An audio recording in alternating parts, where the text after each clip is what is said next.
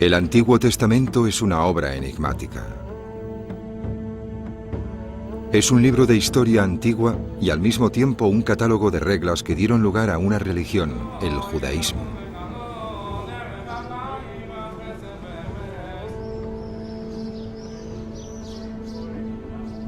En él tenemos también la fuente del cristianismo, y varios siglos después inspiró el Corán, el texto fundador del Islam.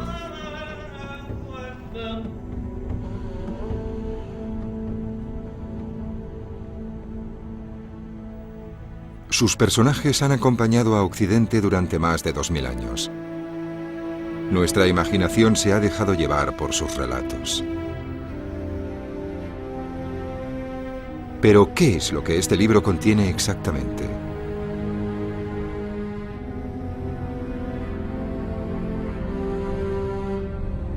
¿Dónde fue escrito y quién es su autor?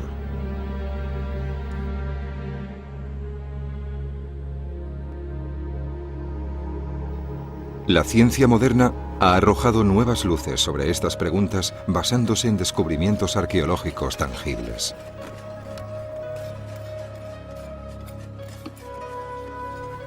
Una reciente revolución en el campo de la arqueología ha transformado la idea que teníamos del pueblo que vio nacer el Antiguo Testamento.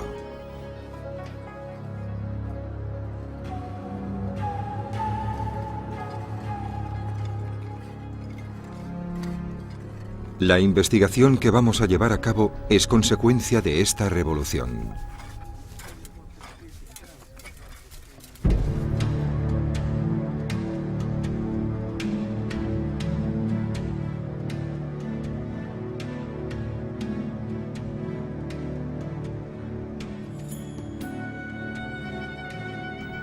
Grandes tesoros de la arqueología. Desenterrar la Biblia.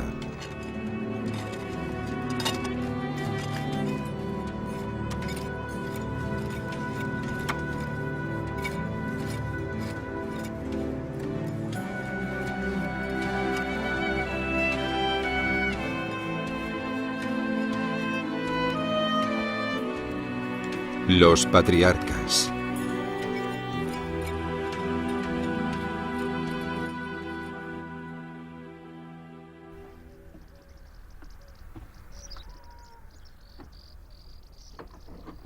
El sol se eleva sobre las tierras de Canaán.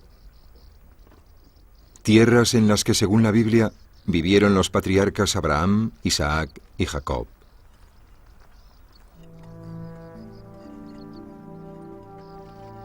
Nuestra investigación está a punto de empezar, y lo hará por el principio.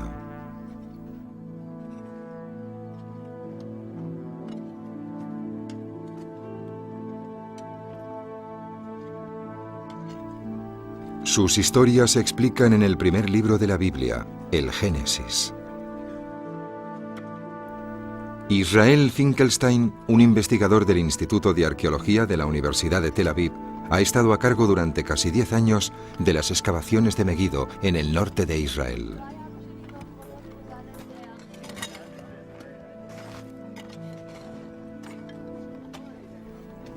Más de 100 especialistas y voluntarios de todo el mundo participan en esta iniciativa.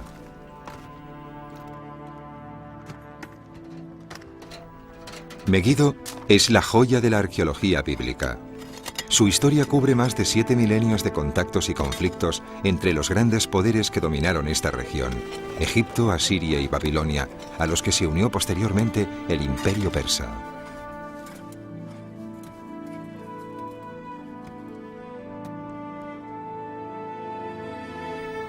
Meguido es un tel, una colina artificial creada por capas de casas, palacios y templos construidos unos sobre otros durante siglos.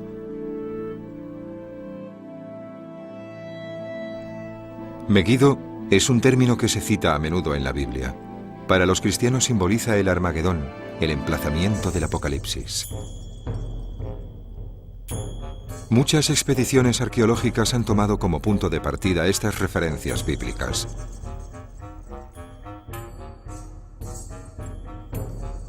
En 1903, el arqueólogo alemán Gottlieb Schumacher organizó aquí las primeras excavaciones. Se sacaron y catalogaron grandes cantidades de materiales.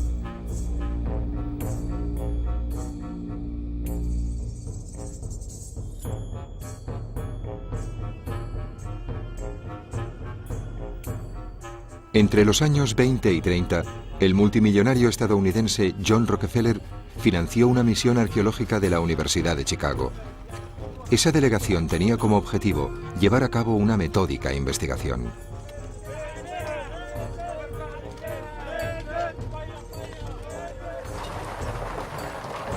Gracias a los cientos de trabajadores contratados tanto en el mismo yacimiento como en Egipto, la expedición de Rockefeller encontró sus cimientos en el fondo de esta enorme zanja de 20 metros de ancho y 15 de profundidad.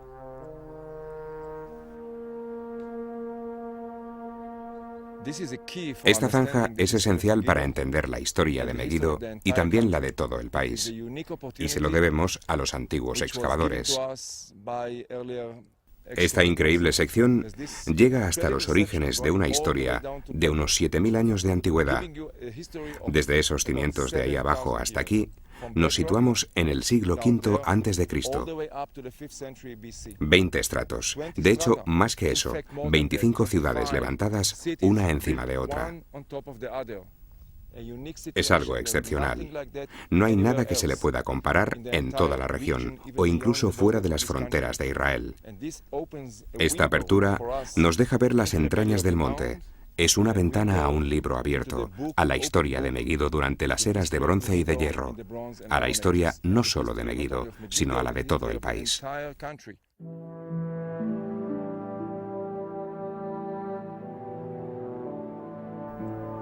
Megiddo, un enclave sin parangón considerado la cuna de la arqueología bíblica, es también un referente clave para fijar la fecha de los yacimientos de todo Oriente Próximo. Situado en un estratégico cruce de caminos comercial entre Egipto, el Levante y Mesopotamia, Megiddo jugará un papel crucial en nuestra investigación.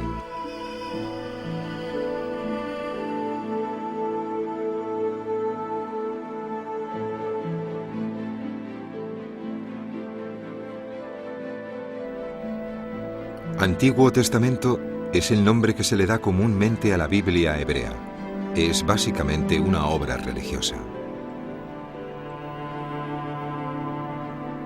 Durante muchos siglos se consideró innecesario e incluso peligroso cuestionar los acontecimientos históricos relatados en sus páginas.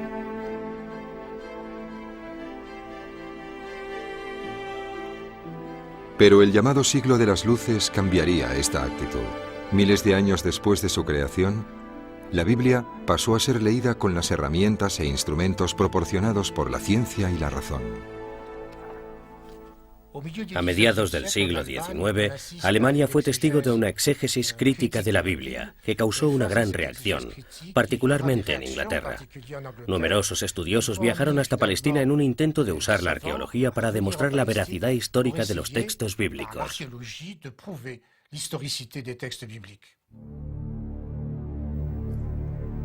Los investigadores, en su mayoría de círculos religiosos europeos y estadounidenses, trabajaron por toda la región buscando pruebas para demostrar la naturaleza histórica de la Biblia. Entre ellos, arqueólogos franceses como los padres Lagrange, Abel y Vincennes.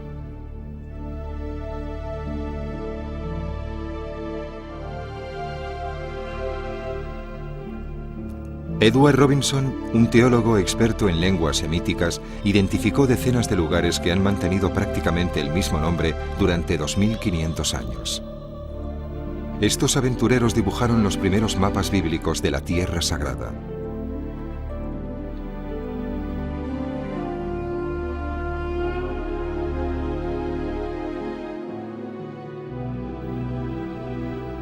Poco a poco, en la zona se organizaron excavaciones metódicas.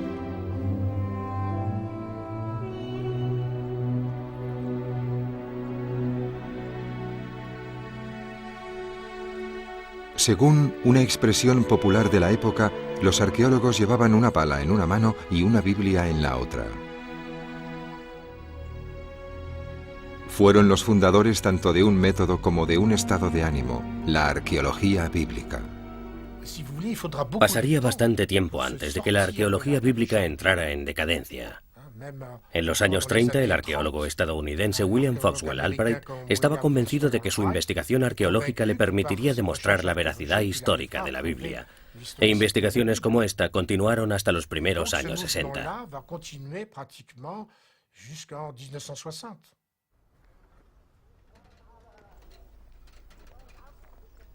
Ese enfoque aún no ha desaparecido completamente.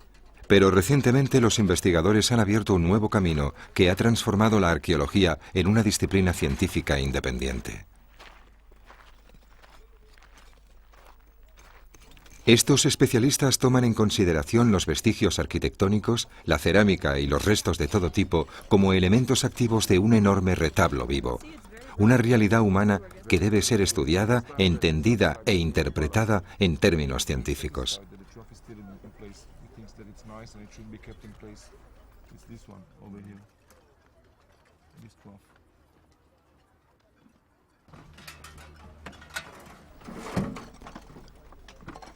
¿Cómo ha cambiado este nuevo enfoque lo que sabemos sobre los orígenes del Antiguo Testamento?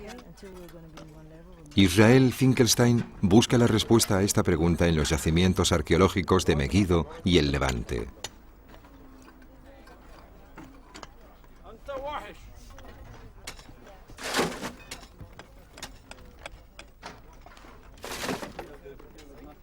Hay que dejar que estos libros de piedra arrojen luz sobre el papel.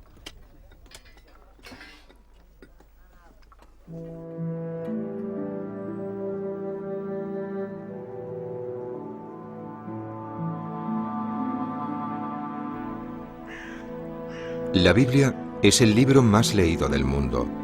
Entre sus especialistas hay exégetas, epigrafistas, especialistas en literatura antigua, lingüistas, historiadores y teólogos.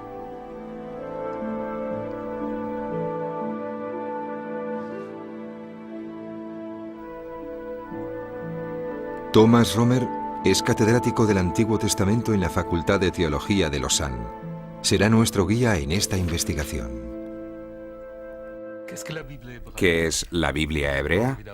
Antes que nada, es evidentemente el texto fundacional del judaísmo. También es el texto que dio origen a 3 monoteísmos: el judaísmo, el cristianismo y el islam. En términos más precisos, es la historia del pueblo hebreo, una historia nacional que empieza con los patriarcas y pasa por la realeza. Pero esta historia nacional también se convirtió en historia universal gracias a los profetas, abriéndose a otras naciones. Así que la Biblia hebrea es un libro muy concreto, íntimamente relacionado con el pueblo hebreo y, a su vez, debido a su aceptación y a su divulgación, un libro que aporta un mensaje universal.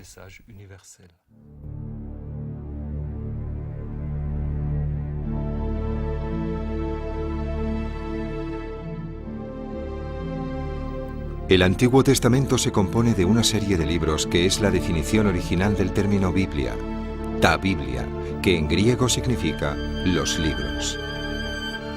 Es una suma de textos legales, poemas y reflexiones morales y un libro de historia sobre la creación del mundo y del pueblo de Israel.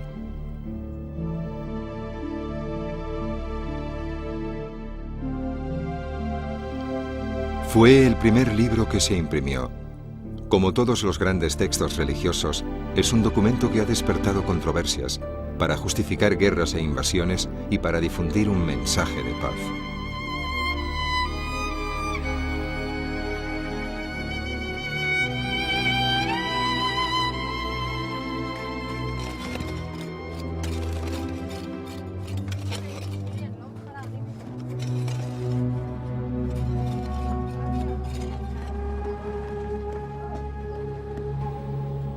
Los arqueólogos tienen bien presente las distintas y muchas riquezas de este texto.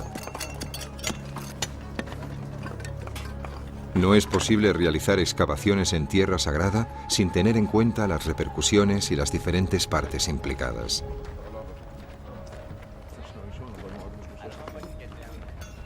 Israel Finkelstein, arqueólogo, y Neil Silverman, historiador, han decidido trabajar juntos comparando los descubrimientos arqueológicos con las historias bíblicas más conocidas.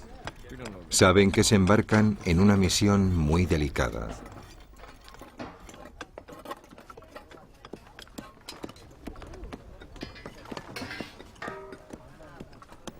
Por supuesto, la Biblia es uno de nuestros textos antiguos más importantes, pero su significado es de mucho más alcance. Es un texto antiguo, pero además sobre él se sustenta la religión de cientos de millones de personas en todo el mundo. Así que sabemos que estudiar la Biblia de este modo puede herir susceptibilidades, pero intentamos estudiar los hallazgos más modernos, con los mejores y más modernos equipos que hay, para ayudar al entendimiento y transformar realmente la imagen que la sociedad de hoy tiene de la Biblia y hacer llegar lo que realmente representaba en el contexto antiguo.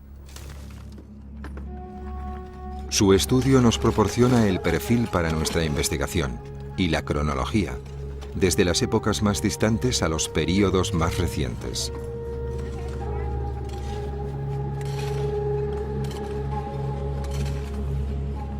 Voilà un des volumes de cette Bible ancienne du XVIIe siècle imprimée à Londres, les polyglottes, comme souhaitiez voir. Los primeros 5 libros del Antiguo Testamento forman el Pentateuco o el Torah en hebreo. Son particularmente importantes porque reafirman el monoteísmo y son comunes al judaísmo y al cristianismo.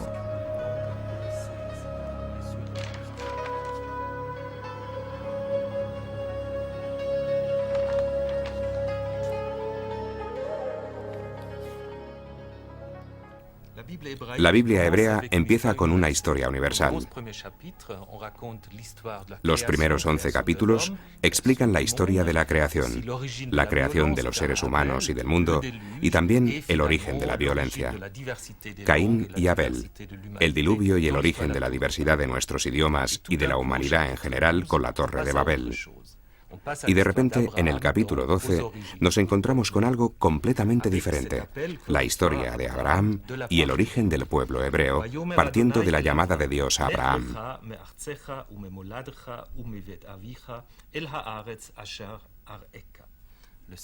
El Señor le dijo a Abraham: deja esta tierra y a tus ancestros, la casa de tu padre, y ve a la tierra que te mostraré.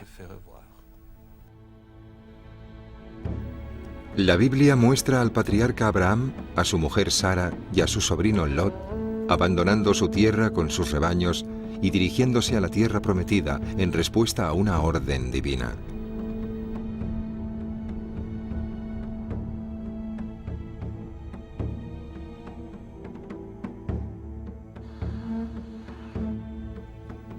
El texto bíblico describe una migración de miles de kilómetros, desde Mesopotamia a Egipto y después a Canaán.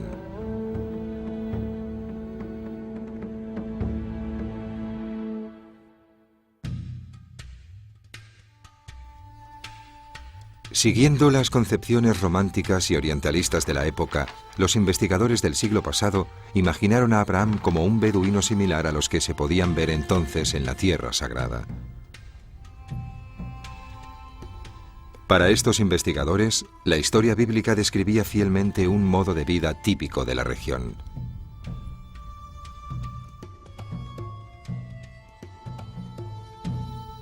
Cuando los estudiosos buscaban poner fecha a los patriarcas bíblicos, básicamente confiaron en algunos elementos contenidos en los textos que nos llevaban aproximadamente unos 1800 años antes de Cristo. Evidentemente, esto significa que confiaron solo en hechos bíblicos, no en hechos ajenos a la Biblia. Incluso hoy en día, mucha gente cree que Abraham vivió 1800 años antes de Cristo.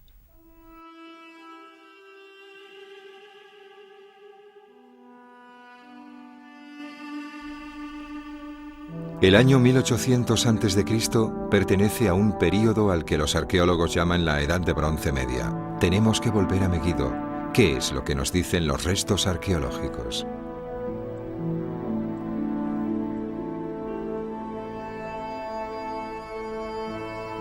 Centraremos nuestra investigación en el corazón del yacimiento, en los estratos que datan de la Edad de Bronce Media.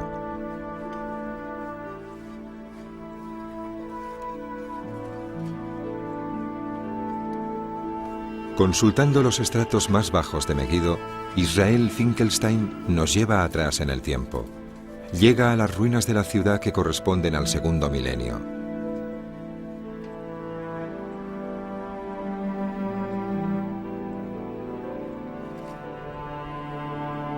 Lo que encuentra allí es sorprendente. En esa época, Meguido era un importante centro administrativo, cultural y económico, con edificios monumentales, fortificaciones y templos.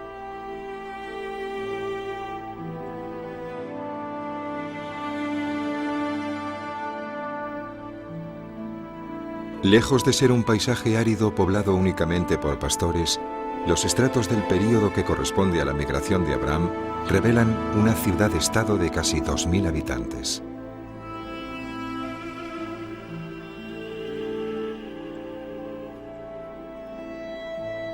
En esa época, Canaán era ya una región económicamente desarrollada con una densa red de ciudades-estado.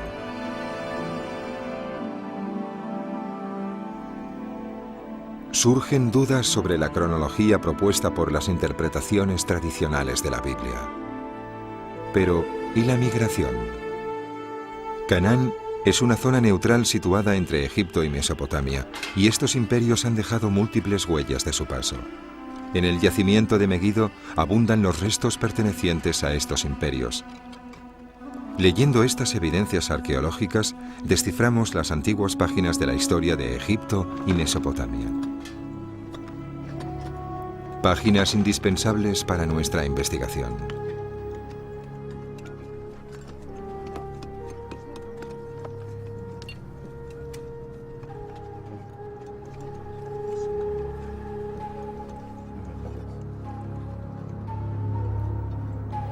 En Canaán, la arqueología es en gran parte una ciencia hecha a partir de fragmentos rotos y vasijas destrozadas. Su estilo decorativo, su época y su finalidad son elementos que se unen como un gran rompecabezas para reconstruir esas sociedades.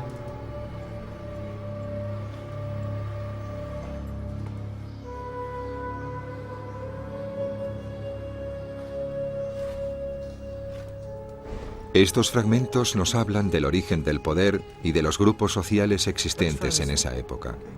Sugieren influencias tanto lejanas como cercanas, deseos, miedos y la vida diaria de la época.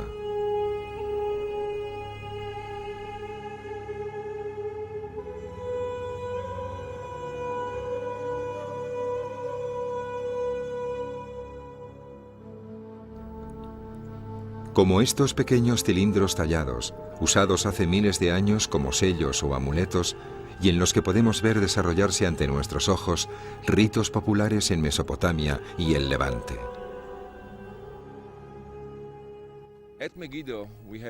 En Meguido tenemos pruebas de la influencia de las civilizaciones del norte, Mesopotamia y Siria, desde finales del cuarto milenio hasta el primer milenio antes de Cristo.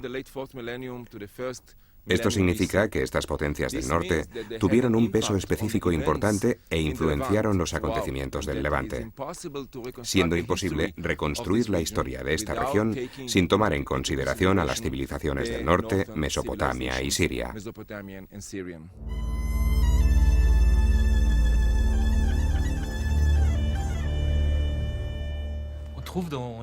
Hay muchos puntos de contacto entre las historias de los patriarcas y los pueblos del norte, es decir, los arameos. Tanto Jacob como su tío Labán, que acaban allí, tienen lazos familiares además de otras relaciones más complicadas y conflictivas. Había que medir los territorios y no siempre era tarea fácil. El norte también se menciona cuando Abraham está a punto de marcharse, ya que viene de Harrán, que era un importante poblado arameo. El texto bíblico describe la migración de Abraham como una ruptura con su propia civilización. Pero, ¿es creíble la hipótesis que sostiene que los patriarcas eran originarios de Mesopotamia?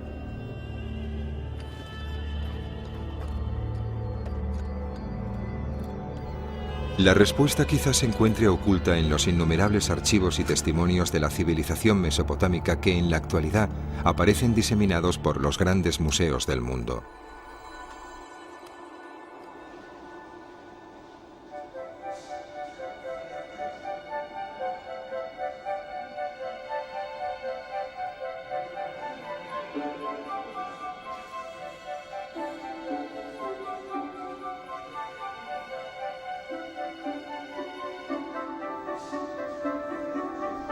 Aquí tenemos una perspectiva de las civilizaciones y los imperios que se sucedieron en Mesopotamia durante milenios.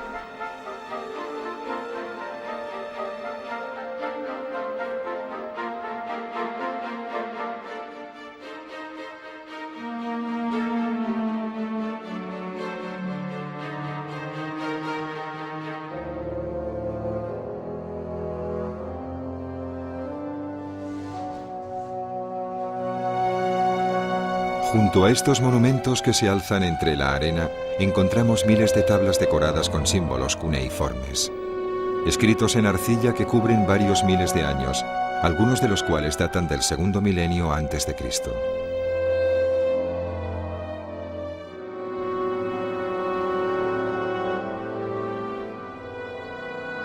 ¿Podrá Neil Silverman descubrir los indicios de la historia de Abraham en estas tablas?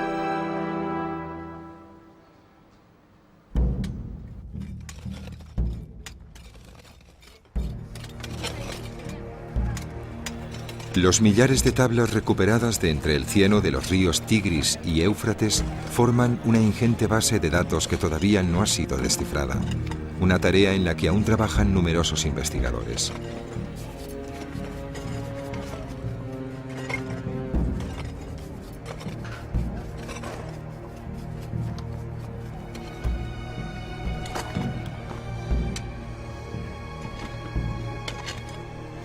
En los años 20, un arqueólogo inglés, Leonard Bully, empezó a excavar en Ur, el pueblo del que era originario Abraham.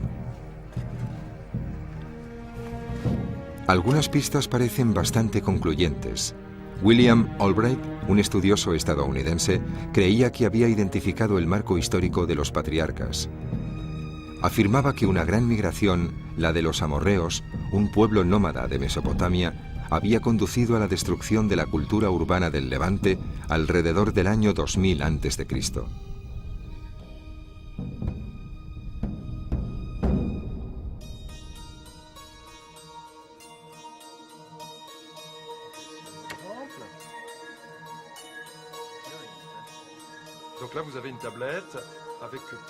Neil Silverman visita la Escuela Superior de Estudios Aplicados de París.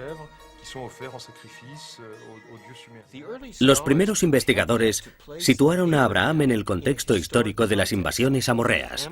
Pero con la información de la que disponemos hoy en día, ¿tiene sentido que aún lo creamos? Los amorreos son un pueblo bien documentado de finales del tercer milenio y principios del segundo, y era muy tentador relacionar la migración de Abraham con la de los amorreos.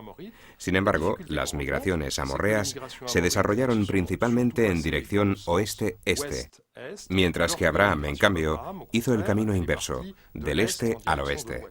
Como consecuencia, la relación no es tan evidente como se especulaba.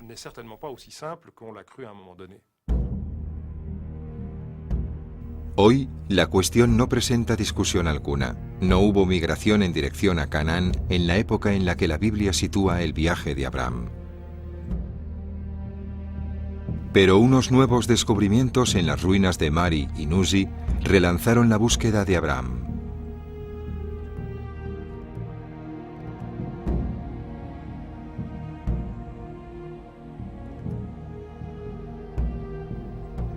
Más de 20.000 tablas cuneiformes han sido recuperadas en Mari. Contienen algunos nombres bíblicos como Yasmahel, que podría querer decir Ismael, Yakhubel, por Jacob, y el más importante, Abiram, por Abraham.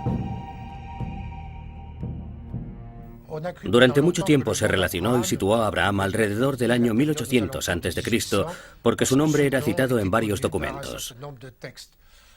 Sin embargo, el repentino aumento de la cantidad de textos disponibles demostró que había pruebas claras que el nombre se usaba comúnmente, no solo sobre el 1800, sino también durante los siglos siguientes. Por lo tanto, no hay pruebas que determinen concluyentemente el período histórico en el que vivió este patriarca bíblico. Mientras las tablas se iban descifrando gradualmente, aparecieron nuevas teorías. La mayoría de ellas intentaban demostrar la existencia de Abraham en el segundo milenio antes de Cristo.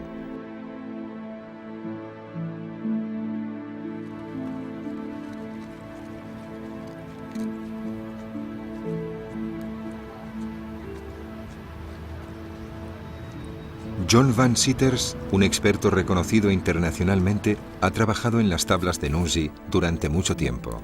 Las tablas contienen una historia parecida a la de Sara, la mujer estéril de Abraham en la Biblia.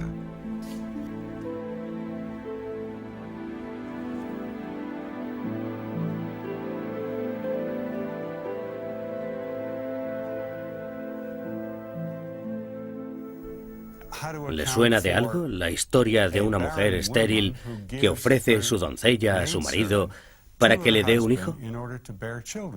En las tablas de Nuzi se encontró un relato similar. Así que el estudioso de turno dijo, ajá, aquí lo tenemos. Ya podemos relacionar a Abraham con este periodo en particular. Y era algo muy atractivo, pero con un problema que no tuvieron en cuenta. Tenía el inconveniente que los estudiosos estaban tan concentrados en los documentos del segundo milenio que olvidaron estudiar los documentos del primer milenio. Y si se mira el mismo tipo de literatura, el mismo tipo de documentos, pero del primer milenio, en los textos aparecen las mismas costumbres y las mismas historias. Si unimos todas estas cosas, no demostraban absolutamente nada. No hay pruebas sólidas que puedan relacionar a los patriarcas y a Abraham con un periodo en particular del segundo milenio.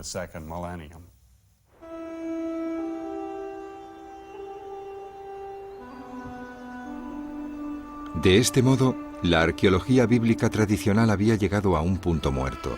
No podía encontrar los orígenes de la historia de Abraham.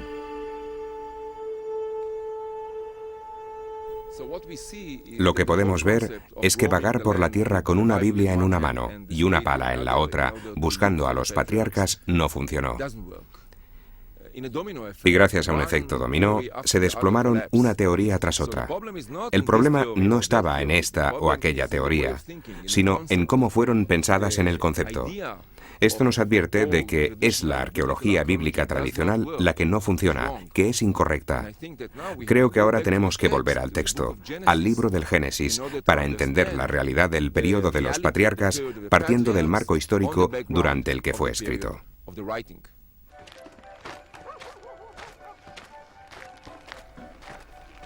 Sin embargo, los historiadores aún pueden servirse del Antiguo Testamento. Basta saber cómo identificar las pistas que contiene el libro, los topónimos, los nombres de la gente o los paisajes típicos. En el libro de Génesis se hace referencia a los filisteos, un pueblo que llegó a Canaán y que dificultó enormemente la vida de los israelitas.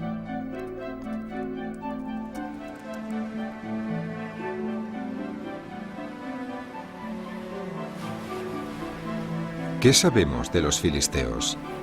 Sabemos que forman parte de un grupo de pueblos de origen desconocido que llegaron a las llanuras costeras del Levante y a los que se les dio el nombre de pueblos del mar.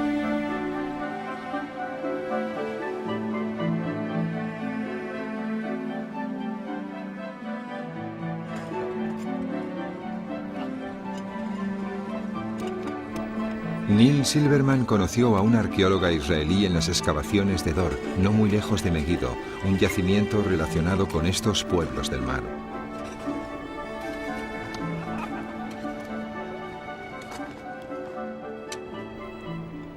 Esta investigadora intenta identificarlos y determinar su fecha de llegada.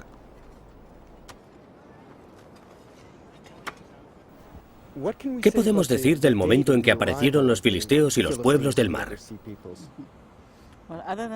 Además de aparecer en la Biblia, tanto en los registros arqueológicos como en los literarios, salen a escena en el siglo XII a.C., más o menos allá por el 1200 o el 1150 a.C.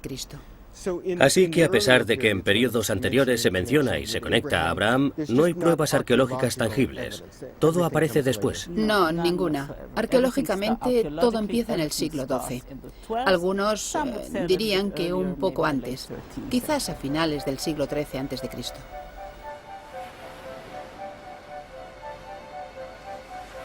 Los versos bíblicos que relacionan a los patriarcas con los filisteos presuponen un mundo posterior al siglo XII después de Cristo.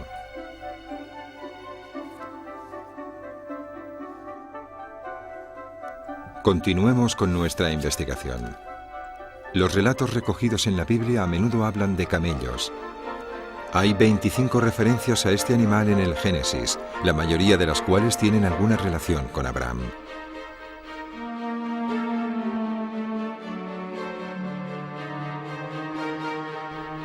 Evidentemente, el camello era un animal conocido en Oriente Próximo y las excavaciones arqueológicas han revelado cantidades significativas de osarios de camellos, pero nuestro objetivo es fechar estos eventos.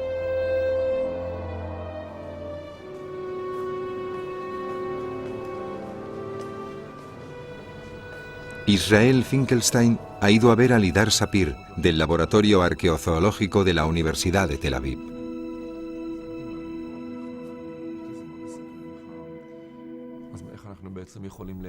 ¿Qué puedes decirnos sobre la domesticación del camello en la región del Levante? Atendiendo a las pruebas arqueológicas, el camello no podría haberse domesticado como bestia de carga antes del primer milenio antes de Cristo.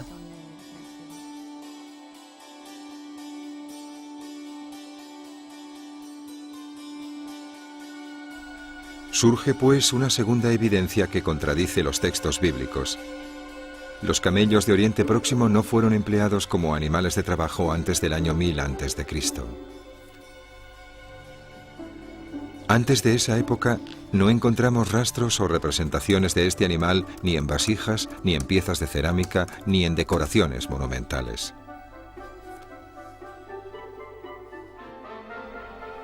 Pero nuestra investigación no acaba aquí. La presencia de camellos está estrechamente relacionada con las caravanas comerciales de Arabia. Los textos bíblicos dicen que esas caravanas transportaban goma tragacanta, ungüentos y oleoresinas.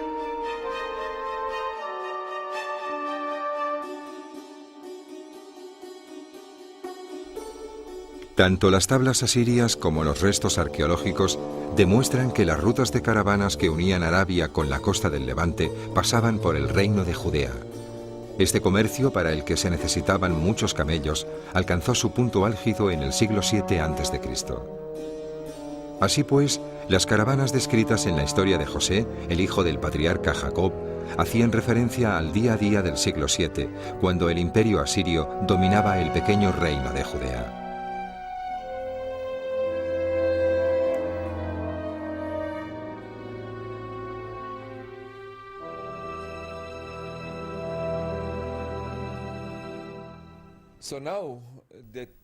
Ahora que lo investigamos en profundidad, sabemos que el Génesis no describe el marco histórico del siglo XVIII. No podemos situarlo en la Edad de Bronce Media.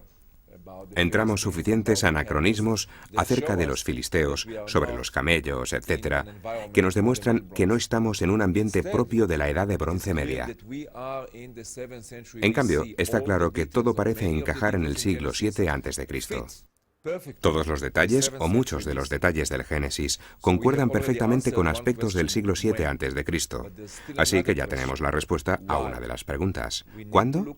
Pero aún queda otra. ¿Por qué? Tenemos que estudiar a los autores del Génesis y preguntarnos por qué explicaron la historia del Génesis de esta manera.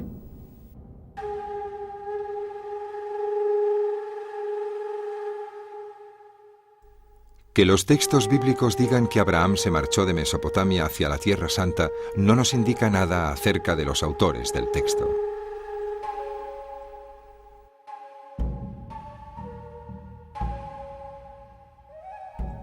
Centraremos entonces nuestra investigación en el destino final de esa migración. Según la historia bíblica, Abraham llegó desde el norte. Viajó atravesando lugares importantes del norte, pero al final se estableció en Hebrón. Este asentamiento se concretó con la adquisición de una tumba que Abraham compró a los habitantes de la zona.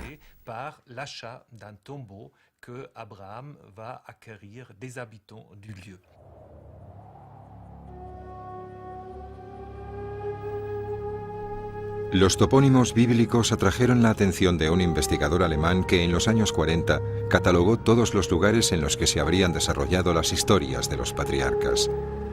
Se llamaba Martin Noth.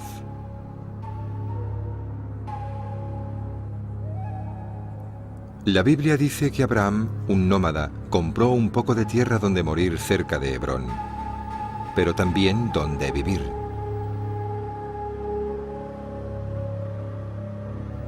La historia habla de la aparición de 3 mensajeros de Dios en una robleda de Mamré que anunciaron a la mujer de Abraham, que había sido estéril hasta entonces, que iba a tener un hijo.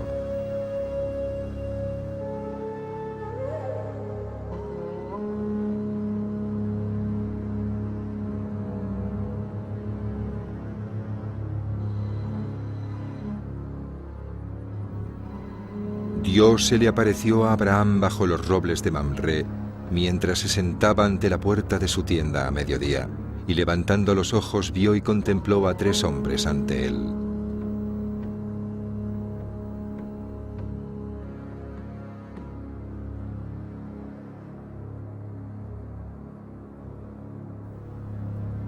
Hebrón y Mamré están situados en el centro de Canaán, en el corazón de sus escarpadas montañas.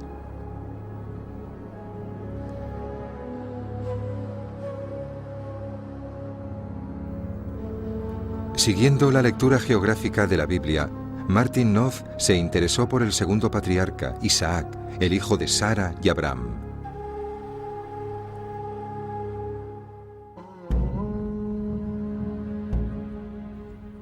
Isaac representó el papel protagonista de una de las escenas más conocidas de la Biblia. Respondiendo a una llamada de Dios, Abraham accedió a sacrificar a Isaac, pero lo reemplazó en el último momento por un animal.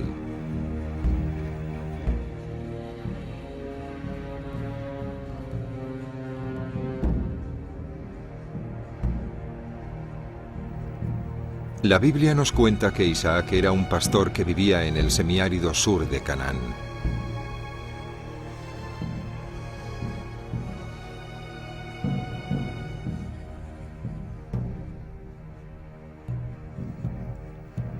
Martin Noth se centró en el tercer patriarca, Jacob.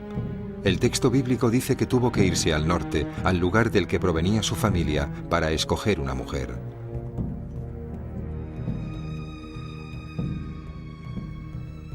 En su viaje de vuelta, luchó contra un ángel cerca de un río que fluye en el nordeste del país.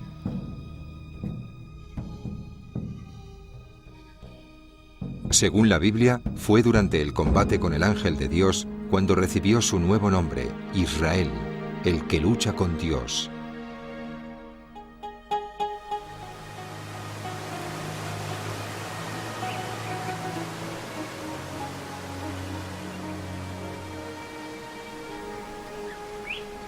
Otros textos lo sitúan en las montañosas regiones del norte de Judea.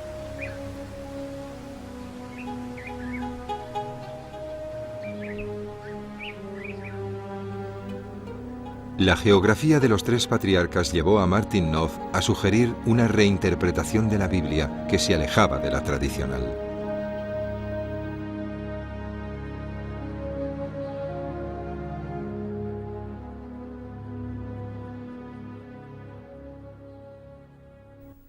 Al tomar estos lugares geográficos como objeto de estudio, es comprensible que se intentara relacionarlos, que se buscara un eslabón que los conectase. A medida que la historia se desarrollaba, se quiso comprender de una determinada manera las relaciones de este grupo de seres humanos. Esto llevó a elaborar una especie de genealogía patriarcal con Abraham, Isaac y Jacob. Es evidente que inicialmente coexistían 3 tradiciones bastante diferentes. En realidad, los patriarcas no estaban relacionados. En el norte se contaba la historia de Jacob, en Hebrón la historia de Abraham y en Beersheba la historia de Isaac. La idea de que estos 3 patriarcas fueran de la misma familia fue una invención de los autores de la Biblia. Querían demostrar que existía una relación entre estos 3 patriarcas, cuando en realidad no la había. ¿Demuestran estas teorías una divergencia entre las tradiciones orales y las tradiciones escritas? Desde el siglo XIX, las exégesis bíblicas alemanas revelaron que el Génesis contenía historias de diversos orígenes, entretejidas una con otra. Algunas estaban relacionadas con el reino del norte, Israel, y otras con el reino del sur, Judea. Así que tenemos 3 tradiciones diferentes en el marco de 3 zonas geográficas distintas. Y la pregunta es, ¿por qué Abraham está en el centro de todas ellas? ¿Por qué es el primero de los patriarcas? La respuesta está clara. Estamos en Jerusalén y en Judea en el siglo VII, en el apogeo del reino de Judea. Así que no importa si los patriarcas son figuras históricas o míticas.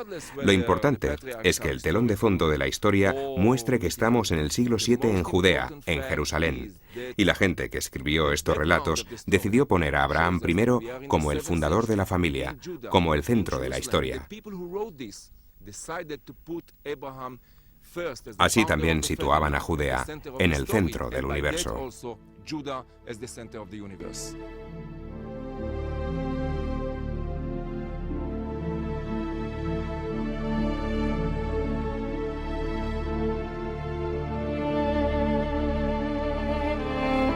La Biblia contiene muchas y muy largas genealogías, listas de generaciones y alianzas familiares que definen los territorios y estructuran el tiempo.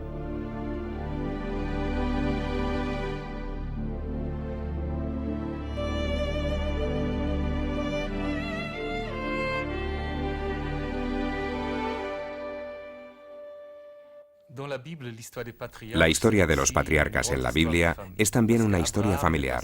Abraham no solo era el padre de Isaac, también era el padre de Ismael, a partir del cual surgen todas las tribus árabes. E Isaac no solo era el padre de Jacob, también era el padre de Esaú. Y Abraham también es el tío de Lot.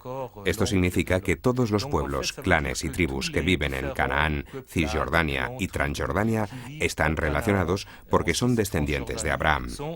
Así que todos estos pueblos se presentan como miembros de una gran familia, con los mismos problemas a los que se enfrentan todas las familias, pero también con un ideal común, el de una profunda unión que hermanaba todos esos pueblos diferentes.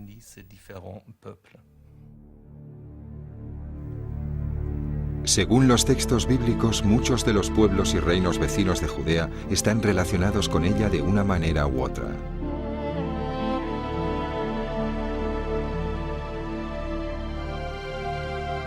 La larga saga familiar de la Biblia, como cualquier extenso árbol genealógico, teje las relaciones que unen a estos pueblos, pero también hace más que eso.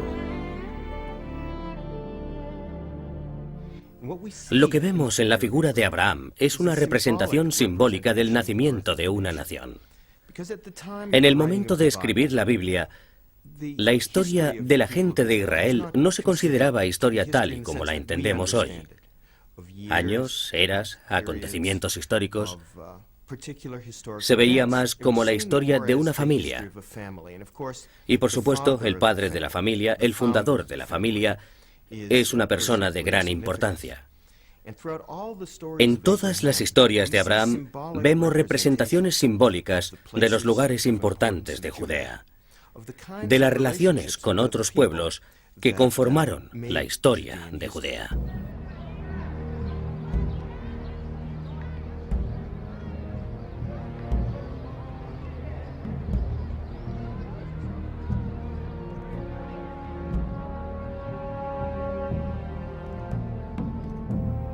La historia de los patriarcas fue la primera columna de lo que acabaría por convertirse en el judaísmo y dibuja unas raíces comunes.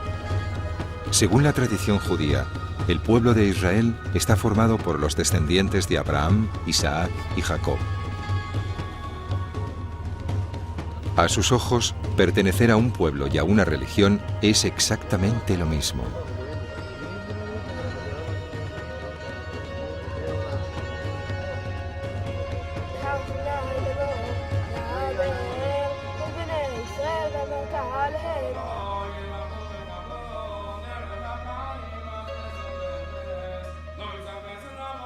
Nuestra investigación nos ha llevado a dar un gran paso adelante.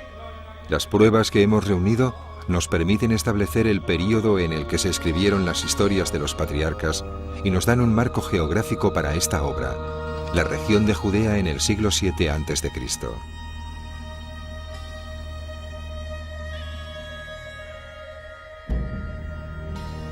Pero estos hallazgos arqueológicos no han terminado de suscitar preguntas que cuestionan la obra escrita. ¿Tuvo lugar realmente el Éxodo, uno de los acontecimientos capitales del Antiguo Testamento? ¿Es cierto que aquellos llamados hebreos fueron a Egipto y se marcharon de allí al mando de un tal Moisés? ¿Qué papel juega la ley en esta historia? Preguntas que contestaremos en la próxima entrega de Los grandes tesoros de la arqueología.